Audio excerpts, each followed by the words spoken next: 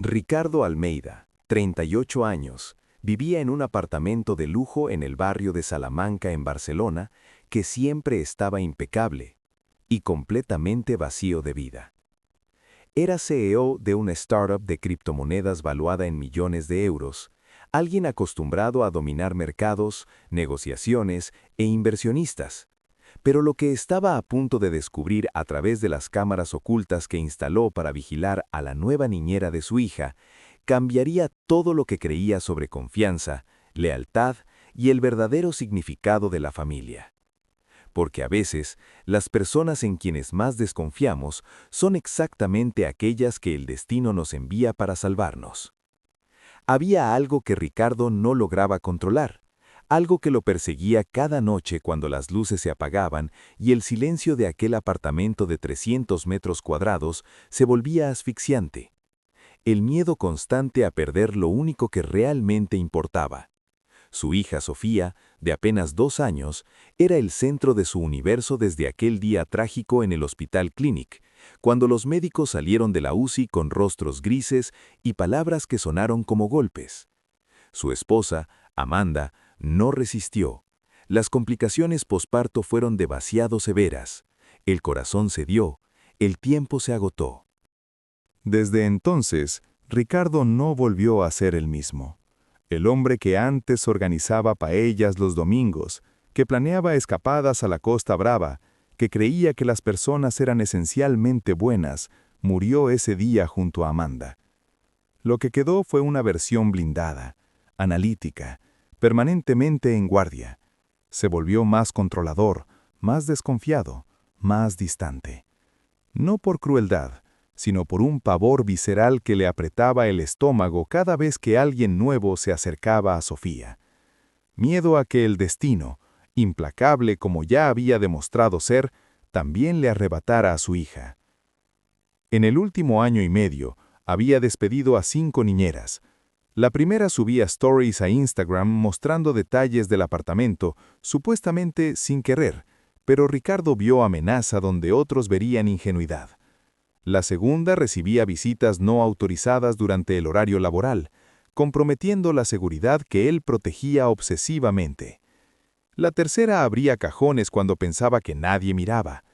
La cuarta tocaba su portátil personal que estaba en el salón. La quinta simplemente era demasiado cercana a Sofía. La abrazaba demasiado, parecía demasiado cómoda en aquel espacio. Para Ricardo, cualquier gesto era sospechoso. No porque todas fueran criminales, sino porque ya no sabía separar precaución de paranoia. El apartamento estaba repleto de lujos que ahora parecían inútiles. Una bodega climatizada que nadie apreciaba, un home cinema donde nunca se veían películas, una terraza con vistas a la Sagrada Familia que permanecía desierta. Pero lo que más dolía era el vacío, la ausencia total de risas, de desorden espontáneo, de vida verdadera. Sofía casi no jugaba.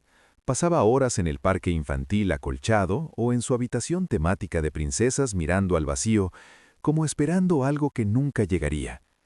Ricardo la amaba con una intensidad que dolía físicamente, pero no sabía cómo estar presente de verdad. Era brillante en pitch para inversores, torpe con biberones, seguro en videollamadas internacionales, completamente perdido ante una niña que lo miraba con los mismos ojos verdes de Amanda. Un lunes por la mañana, bajo el calor mediterráneo típico del verano catalán, llegó la nueva candidata enviada por la agencia más exclusiva de Barcelona. Se llamaba Beatriz Santos. 30 y pocos años, calculó Ricardo desde la ventana mientras la veía bajar de un taxi común. No llegó en coche propio, no vestía marcas de diseñador, llevaba un conjunto discreto en tonos neutros y cargaba una mochila gastada que parecía tener muchas historias. Voz tranquila cuando sonó el portero automático, mirada firme pero respetuosa cuando él abrió la puerta. Nada extravagante, nada performático, nada que disparara alarmas inmediatas. Y justamente eso lo puso nervioso. Beatriz saludó con profesionalismo cordial, se quitó los zapatos al entrar sin que nadie se lo pidiera, un gesto que sorprendió a Ricardo. Y cuando Sofía gateó hasta la entrada con curiosidad infantil, ella hizo algo que ninguna de las anteriores había hecho. Se agachó a la altura de la niña, sonrió suavemente y esperó. No la tocó, no invadió su espacio, simplemente aguardó a que la pequeña decidiera. Sofía, tras unos segundos de duda, tocó su rostro con manitas curiosas.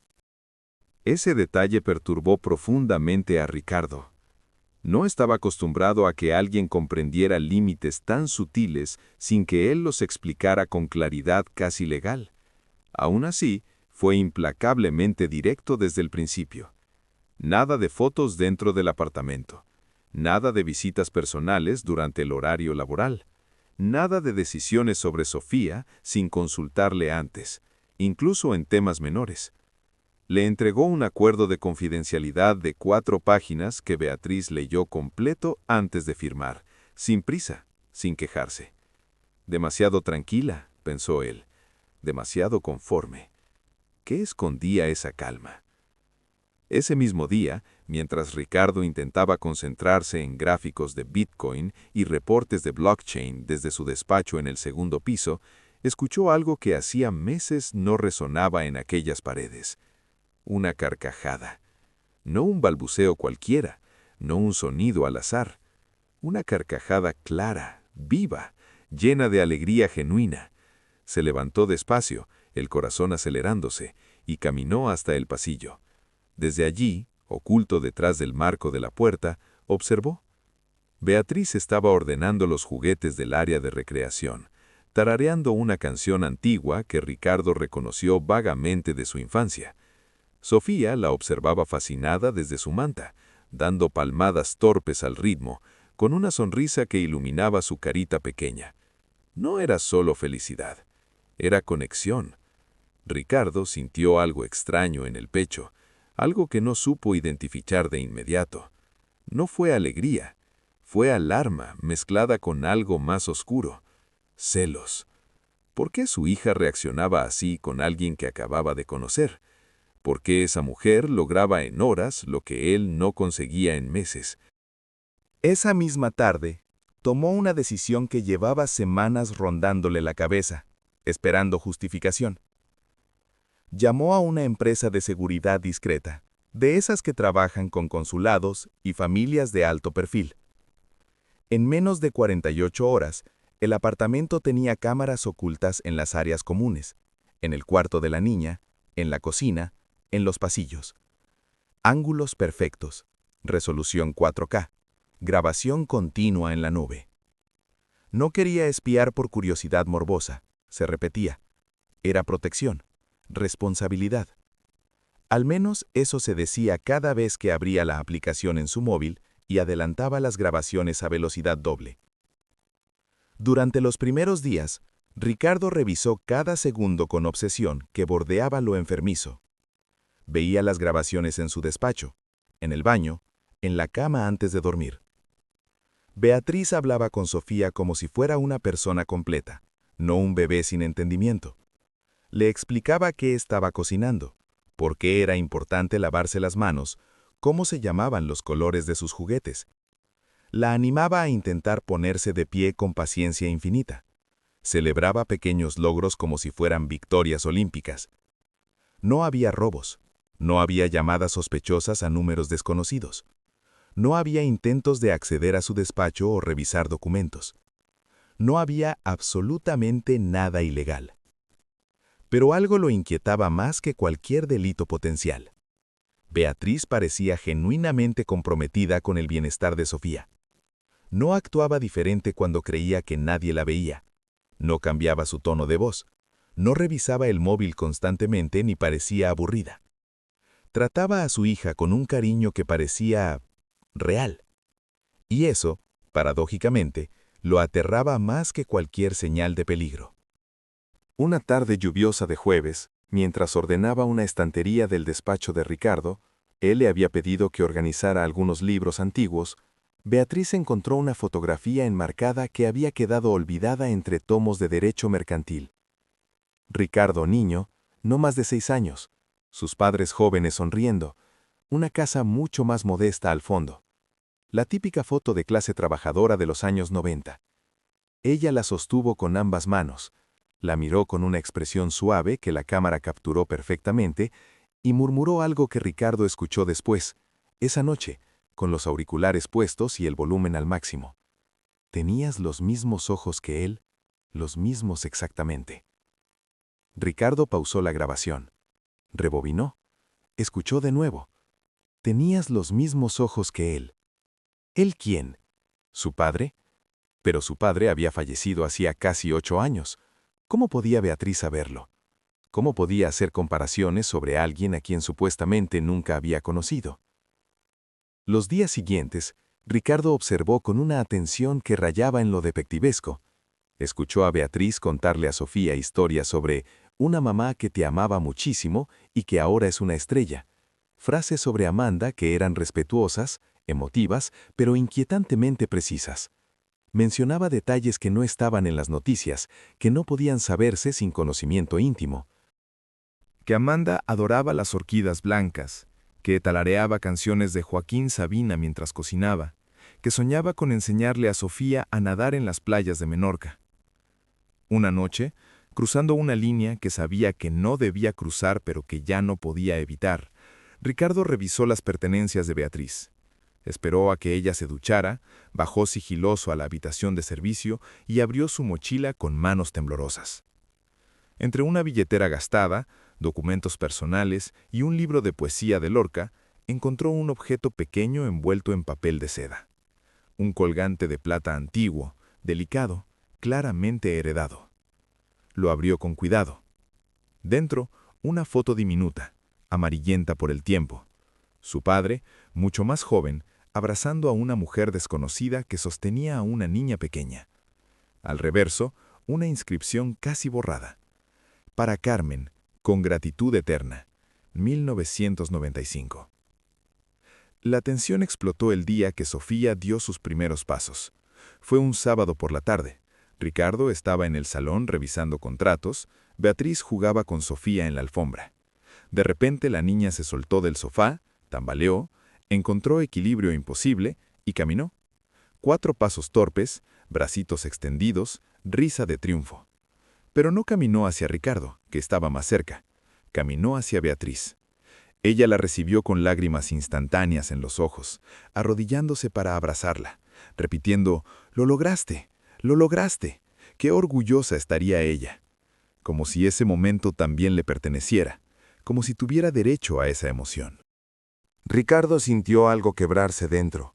Se levantó sin palabras, subió a su despacho, cerró con llave y lloró como no lloraba desde el funeral de Amanda.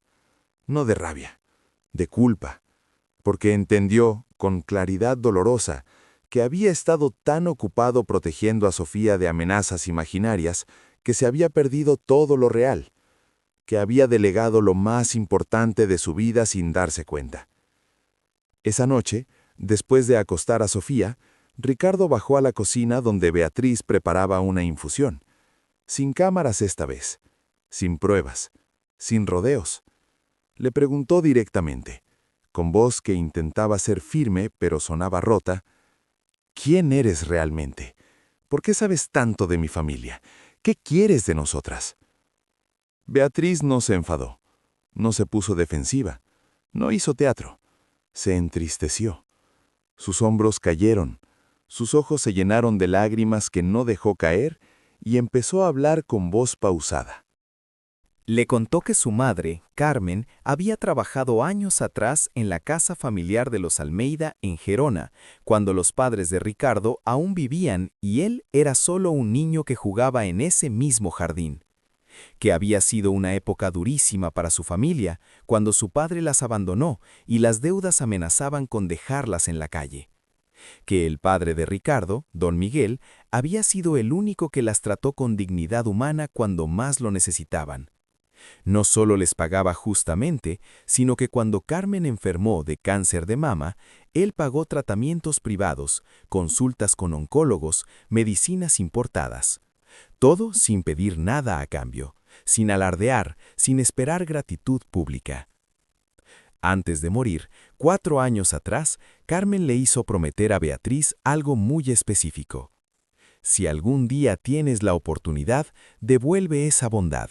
La familia Almeida nos salvó cuando nadie más lo hizo. Esa deuda nunca se paga con dinero. Años después, Beatriz trabajaba como auxiliar sanitaria en el Hospital Sant Pau cuando Amanda fue ingresada de urgencia aquella noche terrible. Por pura casualidad del destino, fue Beatriz quien la acompañó en sus últimas horas conscientes, quien sostuvo su mano cuando los médicos perdieron la esperanza. Fue Beatriz quien escuchó la súplica final de una madre moribunda. Si algo me pasa, por favor asegúrate de que alguien cuide bien a mi bebé. No dejes que Ricardo se hunda en la soledad. Prométemelo. Beatriz no buscó dinero, no buscó reconocimiento. Buscó cumplir 2 promesas, una a su madre muerta y otra a una madre muriendo. Tardó meses en encontrar el momento adecuado, en conseguir las certificaciones necesarias, en contactar con la agencia que manejaba el personal de la Casa Almeida. Todo para poder estar allí, para poder proteger desde las sombras lo que ambas mujeres le pidieron proteger. Ricardo sintió que el suelo desaparecía bajo sus pies. Recordó entonces una carta de su padre, guardada durante años en una caja fuerte, que nunca había comprendido completamente. En ella, don Miguel escribía: «Hijo, el verdadero éxito no se mide en cuentas bancarias, sino en vidas tocadas. Siempre ayuda a quienes fueron leales, porque la lealtad verdadera es el único tesoro que sobrevive a la muerte». Todo encajó con claridad devastadora. Las miradas de Beatriz hacia la foto, su conocimiento inexplicable, su compromiso inquebrantable. No era una infiltrada, era una guardiana. Ricardo se disculpó con una humildad que no sabía que poseía. Al día siguiente, quitó todas las cámaras personalmente. No le ofreció a Beatriz un aumento de sueldo, porque entendió que eso sería un insulto. Le ofreció algo más valioso, quedarse no como empleada, sino como parte de la familia que ella ya consideraba suya. No intentó comprar confianza con dinero. La construyó con humildad, con tiempo, con vulnerabilidad. Meses después, aquel apartamento ya no era un mausoleo silencioso. Ricardo aprendió a ser padre de verdad, no solo proveedor. Sofía creció rodeada no solo de cosas caras, sino de cariño genuino. Beatriz se convirtió en el pilar que Amanda había rogado que fuera, y en el proceso ayudó a sanar heridas que Ricardo ni siquiera sabía que tenía. Los domingos cocinaban juntos, las noches incluían cuentos compartidos. La risa volvió, primero tímida, luego constante. Y Ricardo entendió algo que ningún máster en finanzas ni junta de accionistas le enseñó jamás. Algunas personas llegan a tu vida disfrazadas de algo pequeño, ordinario, insignificante, pero traen consigo las historias más grandes, las deudas más sagradas y las bendiciones más inesperadas. A veces lo que más necesitamos es exactamente lo que más tememos dejar entrar. Si esta historia te removió algo por dentro, si te hizo cuestionar tus propios muros, tus propias desconfianzas, dale like ahora mismo. No mañana, ahora. Porque este canal existe para recordarte que detrás de cada persona que juzgas sin conocer, hay una historia completa que desconoces. Comparte este video con esa persona que necesita recordar que no todo el mundo es una amenaza. Etiqueta a quien se ha ganado tu confianza contra todo pronóstico. Y suscríbete, activa la campanita, porque cada semana traemos historias reales que te harán replantear todo lo que creías saber sobre las relaciones humanas, la confianza y esos momentos donde el destino interviene de formas que nunca imaginaste. Déjame en los comentarios, ¿alguna vez desconfiaste de alguien que terminó siendo lo mejor que te pasó? ¿O al revés? Quiero leer tu historia. Nos vemos en el próximo video, donde descubrirás por qué un empresario millonario dejó toda su fortuna no a su familia, sino a la mujer que cuidaba las flores de su esposa fallecida cada semana. Créeme, no querrás perdértelo. Recuerda, confiar no es debilidad, es el acto de valentía más grande que existe. Nos vemos pronto.